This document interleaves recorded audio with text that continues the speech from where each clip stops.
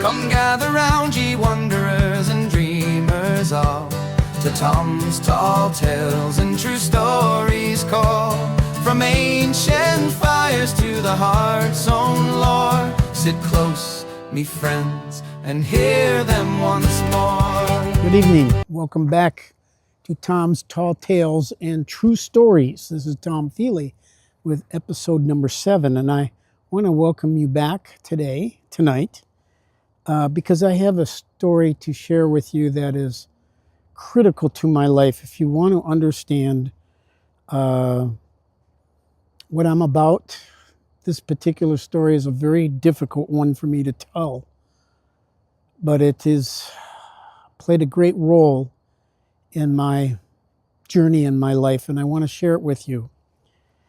Now, before I do, I want to say that this podcast, Tom's Tall Tales and True Stories, I will never ask you to pay me anything for it, because I'm not doing it for money. I'm doing this to share my stories and to share the stories of so many other people that have had very impactful, life-changing events in their life. And also because I want my grandchildren, of which I now have 16. I just was informed about my fourth great-grandchild, 16 altogether. Her name is Emma Grace, and Emma Grace Falk was born on December 31st. So she has been added to the large Feely clan, and I'm very, very excited about her birth, and am very happy to share these stories, hopefully, with my grandchildren when they get old enough, so that my legacy and my stories will be something that they'll have access to. I did write a book with that intention in mind, and that book is still there. I put it online so they could read it. It's free. Just go to my website, feely.life, and you can read the book. But I found that my grandchildren are in a different generation, and I think they don't like reading as much as they like reading something very short or watching videos. So thus I've decided to put my stories into this podcast so that they would have something that they could watch in the future and remember me by. But I also want to share things, because the stories that I have and you all have in your lives, the big stories, the important stories that changed your lives, these are opportunities for other people to learn from, to enjoy, hopefully, but also to benefit from. And that's why I think it's important that we share our stories. You don't know who you're going to impact. And that's what this story is about. That's exactly what this story is about. What I'm going to tell you today is about my firstborn child named Michael Shane Feely, who was born exactly 51 years ago today. Michael Shane Feely was my firstborn child. My wife and I had been married about 1.5 years. We lived in a mobile home in the country, about 11 miles from the town of New Prague, where I worked. I was in my first year of teaching and coaching at New Prague High School. And we were loving life and looking so forward to Michael's birth. So the day was January 11th, 1975. As I said, 51 years ago today. If you look in the history books of Minnesota, which is where we lived, that day to this day is still called the blizzard of the century. And it was like something I have never seen before or since. My wife was 3 weeks overdue to deliver. So she went to see her doctor while I was working. And the doctor decided there that it's time to, get things moving. So he gave her a shot to try to get the labor started. And it was a nice, beautiful day. And so she drove back home to our mobile home in the country to await, hopefully, to get the labor started. It was a fairly warm day for winter. It was like probably in the low 50s. And what we didn't know, because you got to understand, this is 1975. There was no internet then. News came on at 6 p.m. or 10 p.m. So, there was a terrible snowstorm occurring in the state to our west, which was South Dakota. We never got any news from South Dakota, ever. I wasn't even sure where South Dakota was back then. But that storm was headed our way. So when I came home from work that day, probably, I'm guessing, maybe 6 p.m., she was starting labor. And we were excited. This is it. We were going to have that baby, maybe tonight, maybe tomorrow, but it was finally coming. And then the temperature dropped. It started raining.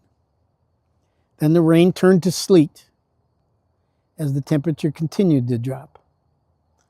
I was told later that the temperature dropped something like 50 degrees overall between that day and the time the storm ended. Over 50 degrees. But that wasn't the worst part, the temperature. The worst part was the blizzard itself. The winds were like 50 miles an hour at their peak. So we were sitting in our mobile home and we called the hospital getting worried. I was getting worried about her being, in labor, and we wanted to make sure that we could get there. So it was starting to snow rather hard. So I called the hospital and they said they would send an ambulance. So about an hour went by and they called us back and said they're sorry, but the ambulance was unable to get out of the hospital garage. They suggested we call the sheriff's office.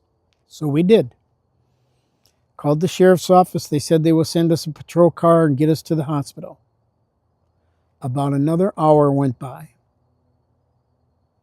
They never arrived, but they did call to say they were stuck on Highway 169, which is the highway that went right near our mobile home park. They were in a drift and they couldn't get out. They were calling for a tow truck. They said to us, I would have to deliver the baby myself. I called the hospital. That's exactly what they said. You're just going to have to deliver the baby yourself if you can't get here. Well, let me tell you, I'm 21 years old, not even 21 yet, 20. I have no knowledge of medical training, nothing. I do not, at that time in my life, know how to deliver a baby. Have no clue. And I was scared to death. And my wife and I made the decision that we were going to get in our little car and we were going to drive ourselves to that hospital because she knew that I didn't know how to deliver a baby. And she didn't want to be there trying to do it herself. She didn't know anything about it either. So we got in the car, and at first I drove, but I got to Highway 169 and we hit our first snowdrift. And the wheels were spinning. The ice was, on the streets underneath the snow. So we were getting nowhere. So what we had to do, and this was the days when we had a stick shift with a clutch. What I had to do was I had to get out to push she had to go to the driver's seat. And she had to shift gears, work the clutch, work the accelerator. We would back up, push forward, back up, push forward, back up, push forward, and until we finally busted through. And that got us through past Highway 169. We drove through town. There was nothing open in town at this time. There's no hospital there. And so we had to go another 8 miles to get to New Prague, where I worked. That had a hospital. Well, the road to New Prague from Jordan, that town that we lived in, was a very hilly road, and very hilly, and tall hills. So we'd get the car up to the top of the hill, and then we'd gun it. And I'd drive it down into the valley until it hit snow and stopped. And then we started that same process of plowing forward, backing up, plowing forward, backing up. So she, again, while in labor, had to shift the gears and drive and hold the steering wheel and hit the accelerator while I pushed from the outside. And believe me, the winds were 50, 55 miles an hour, and the snow was sideways, blowing into my face. It was horrible, but we kept going, kept going, kept going. 8 miles. It took, I don't know how long, but we finally got to the hill that overlooked the town of New Prague. And you could see it was a clear shot into the town. So I got behind the wheel, and I gunned it. And we went down into the town, and as far as we could. It was around midnight, and we went as far as we could before the snow stopped us. And when we stopped, I knew we were only about 2 or 3 blocks from the hospital. So we got out of the car. It wasn't going to go anywhere now. We got out of the car, and I made the footprints through the deep snow. She followed her feet in my same footprints while she's in labor. Don't know how long it took, but we got to the hospital. Thank God we got to the hospital. Everything was going to be fine. We got to the hospital, and they greeted us there. And some 8 or 10 hours later, she delivered Michael Shane. And they said Michael was fine. He looks good. He looks healthy. Everything was wonderful. So the blizzards remained for a couple days. It was awful. It was the worst blizzard you could ever imagine. The snow kept piling to the point where you looked out the hospital room and all you saw was white from the snow that had built up on the window. You couldn't even see the neighborhood or anything. And so we waited there, sat it out. We were safe. We had food. We had shelter. It was wonderful. We had all the medical care we needed, that the baby needed. And then the time came when the storm had stopped, the skies had cleared, the temperature dropped to about a minus 30 degrees. And it was time for me to prepare for her to leave the hospital and the baby. So I borrowed a broomstick from the hospital and a shovel. And I went out to where I thought my car was, but it was buried in the snow where you couldn't even see the shape of a car. It was that deep. So I would have to poke the broom down through the snow to find the hood or the top of the car. And I poked and finally found the car. And then 3-4 hours of digging, I was able to dig the car out.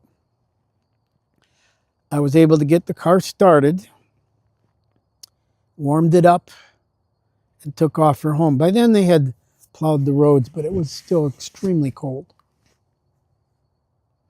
Got home to our mobile home, and as if you've ever lived in a mobile home, it's quite common, everything was frozen. I had electricity. I didn't have water because the pipes were all frozen, and I didn't have heat because our heat was provided by propane gas, and the propane gas lines were frozen.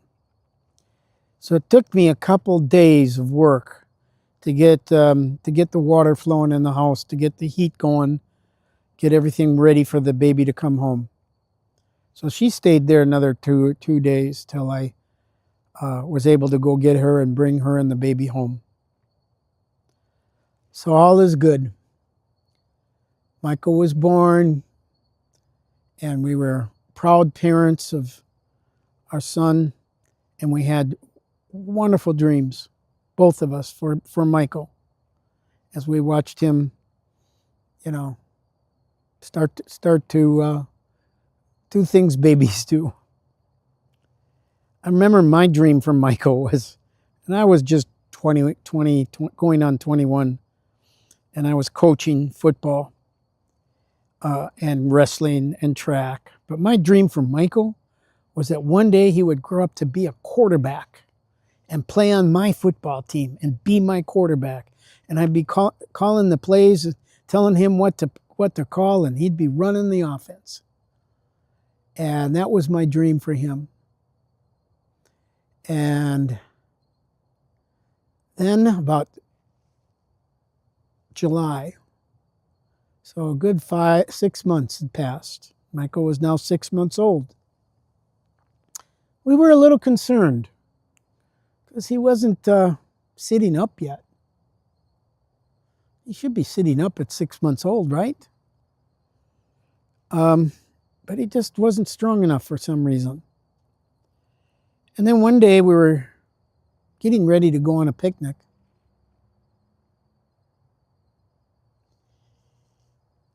And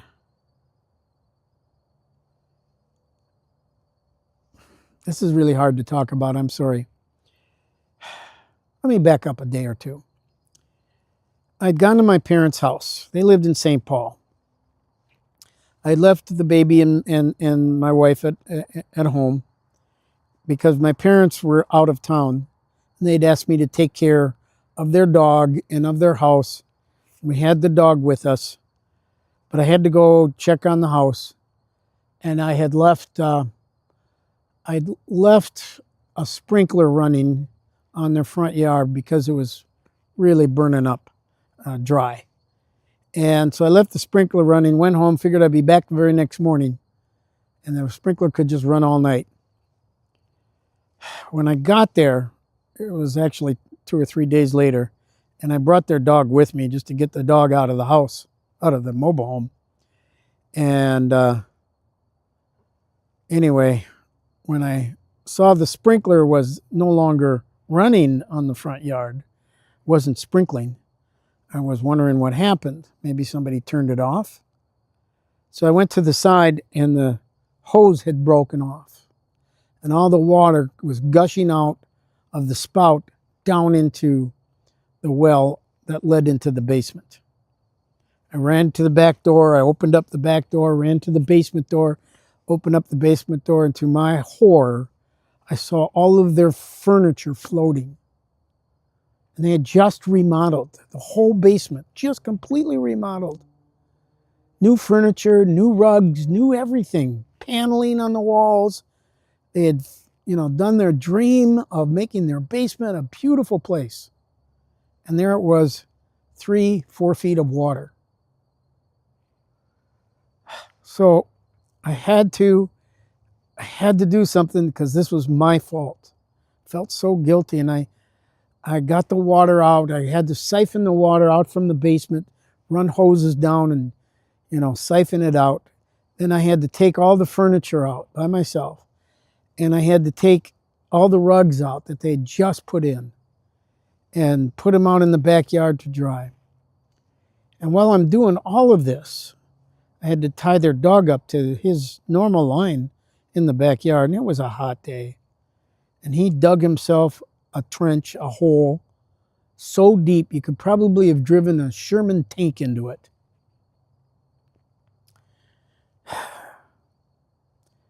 So I got all the rugs out, I got the furniture out, put fans down in the basement, and then I proceeded to paint their house because my dad wanted me to paint their house while he was gone.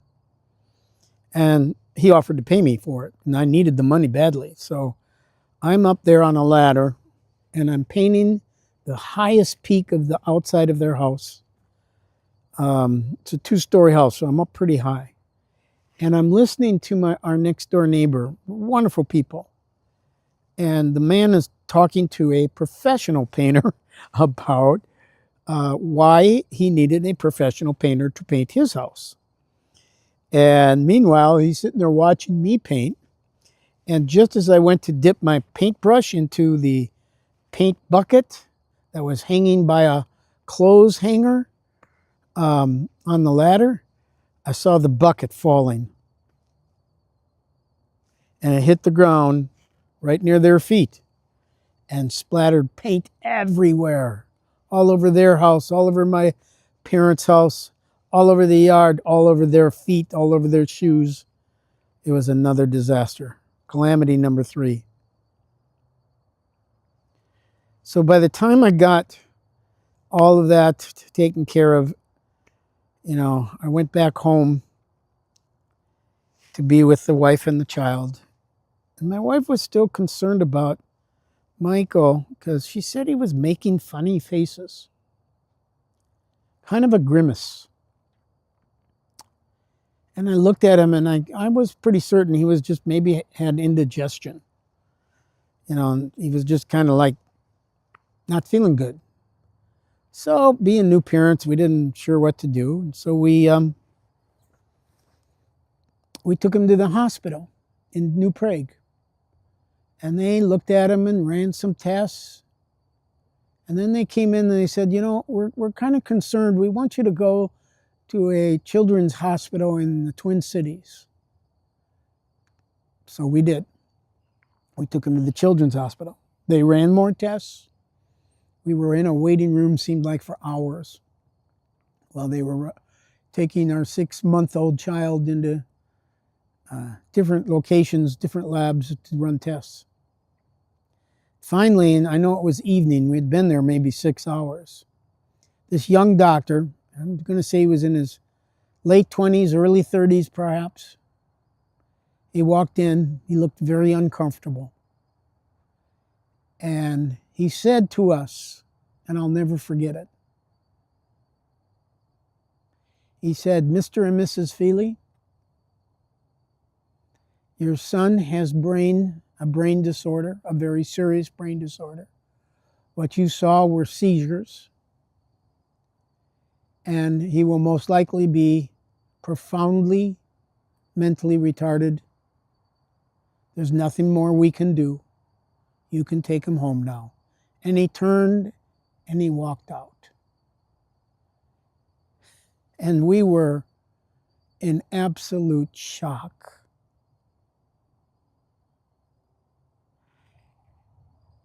We were 20 years old. I think my wife had just turned 21 yet. I was probably just turned 21 as well. We didn't know what to do.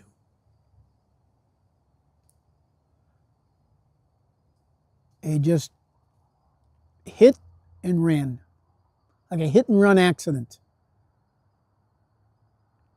He didn't even stay around to console us, to give us advice, to offer us any resources, anybody we could talk to, nothing. He left us and said, "You can go home now. There's nothing more we can do." So we did. We drove back to our mobile home. It's a good hour and a half away in dead silence. Michael was asleep. We didn't know what to do. Well, we spent a few days in absolute shock, just not certain where to go. I mean, what do you do for a child that's mentally retarded? We didn't know. But we wanted to do something. He was our son. We had to do something for him. And so we leaned into the wind, so to speak. We decided this is what God meant for us. He's the challenge He wanted us to have, and by God, we're gonna do the best for Michael that we possibly can. And so we looked into early development programs for children that are delayed in their development. And this was 1975. And there weren't any real programs yet. But I think in 1976, they passed a federal law called the Americans with Disabilities Act. And that mandated these programs and a number of other things. But it mandated that they do this. So when Michael became 2 years old, we decided we're going to ask the county to provide early development for him. He needed to be trained. He needed to learn. And we needed professional people to teach us what to do. In the meantime, we took him to hospitals because we didn't know what caused it. And honestly, to be honest with you, we blamed ourselves. We thought we had done something that caused this. We didn't know what. But we felt like it was our fault that he was now severely handicapped. And his seizure order didn't get any better. As a matter of fact, by the time he was 2, Michael was having an average of 100 grand mal seizures a day, and then numerous uncountable numbers of petit mal seizures, or petit mal seizures. And so he was burning up. He only weighed, by then, about maybe 18 pounds at 2 years old, and he was burning up whatever calories we could get into him. He couldn't swallow very well. And so feeding him was difficult. And we weren't sure what we should continue to feed him because anything solid he would gag on. So we took him to hospitals all over. We took him to Hennepin County Hospital in Minneapolis. We took him to Rochester, Mayo. We took him to a hospital in Zion, Illinois. And we were looking for answers. What caused this? What can we do about it? Well, one thing we did learn in that process is that he was allergic to all the chemicals. It's normally in processed foods. And they told us he had to eat organic food. And there wasn't a lot of organic food to be found in those days. And what you could get was very expensive. And so that year, I spent much more than I earned on Michael's food. Much more than my entire salary.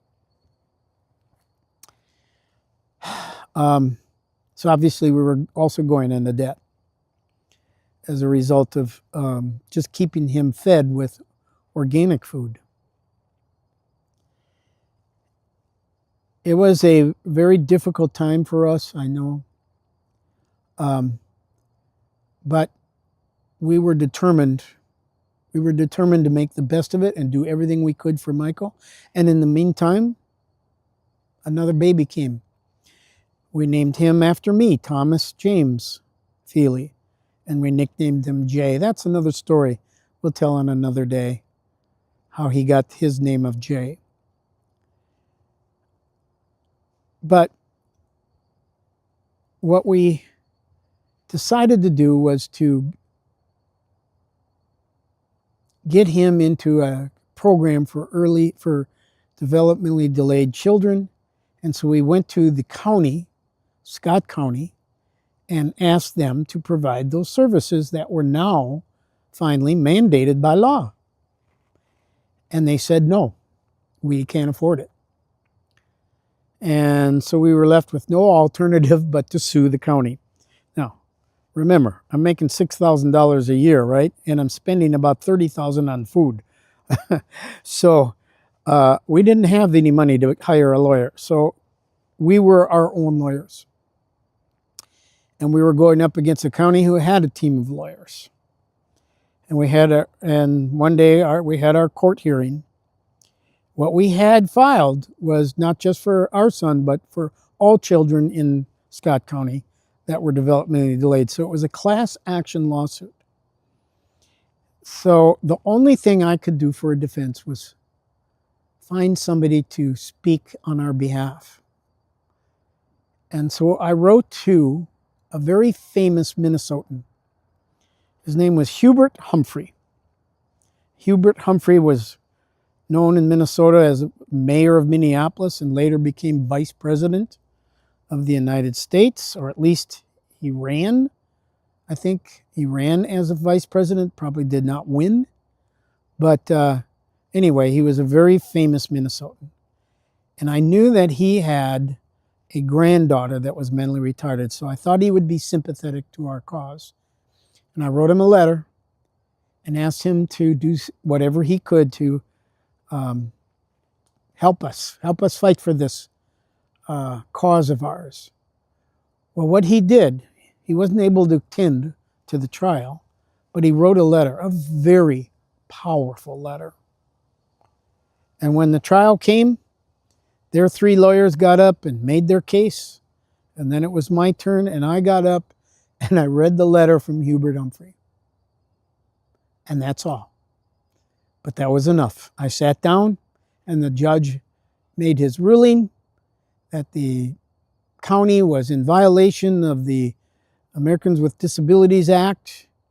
They needed to provide services for our child and all the children in the similar circumstances in Scott County. And that in our case, he ordered the county to pay for services provided by another county. And so we were able to enroll Michael in Dakota County, which was a good hour and a half away. But Michael started getting a little training, and therefore we started getting some services and advice and some guidance as to how to navigate life with a severely disabled child. My wife was driving, bless her heart. She was driving every day that hour and a half one way and an hour and a half home, and was right there with him throughout all of his training. And it was tough. It was tough for all of us. But there is really a good ending to this story. And that is, we don't know the future. And I probably mentioned that Jay was born when Michael was a little over a year old. And then after him came John, and after him came Ryan, and in all, I eventually ended up with 5 wonderful, beautiful sons who were very blessed, all 5. Very intelligent, all 5 very compassionate, all 5 very athletic. They all played in college. Jay went on to play in the NFL. They were all very athletic.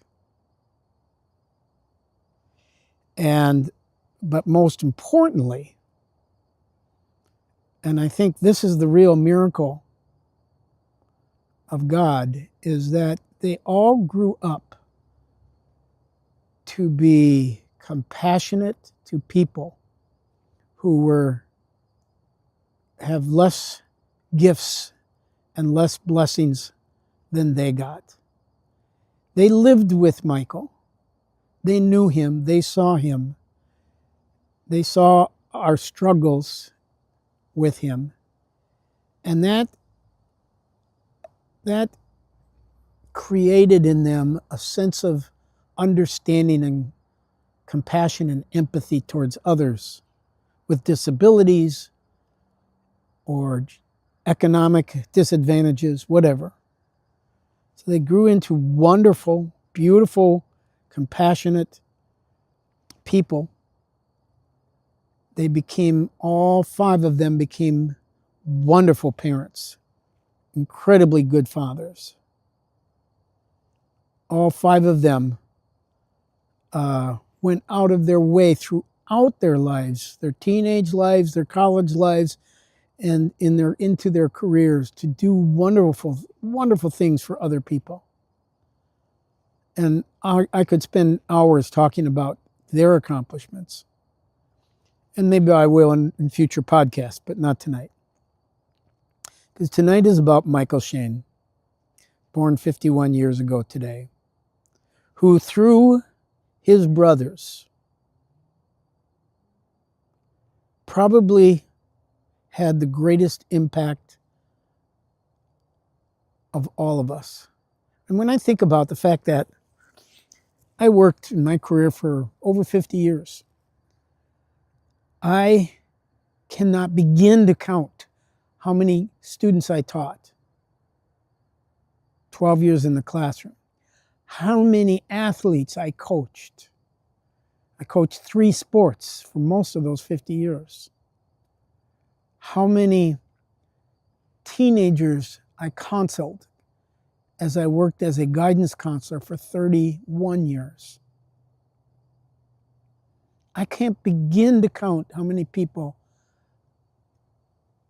I've met and hope to be a good influence on. But I know that it doesn't even come close to the number of people that my very handicapped, profoundly retarded son impacted through the works of his parents and his brothers, especially his brothers. So, Michael lived to be 26 years old before pneumonia finally took him. I think back on those days when he was having seizures and he was still a baby. And I found that the only thing that would get him out of a grand mal seizure was if I sang a certain song. It's just this one song. Somehow calmed him down.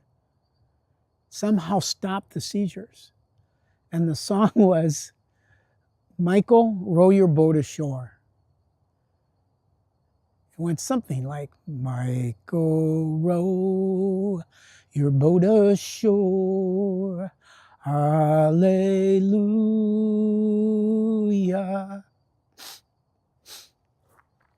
You know the rest. Brings tears to my eyes just to sing it again. He had a powerful impact, and he couldn't even swallow. He never said the words mama or daddy, but he did. His eyes lit up with excitement when his brothers walked in the door. He loved his brothers, and you could see it in his eyes, and you could see it in his smile. And that gave us great joy. That gave me great joy. So folks, thank you for listening to my story tonight. I look forward to seeing you again, I hope, on this podcast. And I wish you well. I wish you to have great compassion for others, to love those who need your love, to help those that need your help, and to care for human beings, no matter where they are, who they are, what color they are.